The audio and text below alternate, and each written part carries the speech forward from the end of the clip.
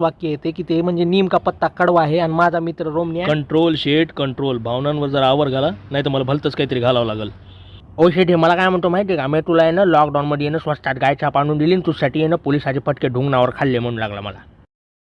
अरे घंटा माझा ब्रँडेड दारू आहे असं सांगू सांगू मला मूत पाजलंस तू बाटलीमध्ये टाकून भाड खाऊ. एक नंबरचा शंकरपाळ्या निघाला तू. म्हणून मटणाच्या पार्टीला तुला आम्ही डायरेक्ट कोलून टाकलं भाऊ. गपशे म्हणून घ्या. नालीवर हागायला बसायचो तेव्हापासूनची दोस्ती आहे आपली भाडखाऊ, आणि तू या छोट्याशा मटणाच्या पार्टीसाठी आपल्या दोस्तीवर हागायला लागलाय. लाज वाटू दे तुला. लाज आम्हाला वाटू दे म्हणायला तू. 2-4 पैसे कमवण्यासाठी मित्राच्या दारूच्या बॉटलमध्ये मुतून त्याला दारू पाजणार भाड्याचा असतो. आणि हो रोमण्या डोक्यावर शेटासारखे केस उगवल्याने ना कोणी डोक्याने भारी होत नसते, समजलं का? ऐकणार हसा हसा आणि माझ्या ह्याच्यावर बसा. तुम्हाला तुमची अवकात दाखवतात. भावा अवकातीवर आले. याला दाखवून दे तुझं किती मोठं आहे. मन म्हणतोय बरं मी.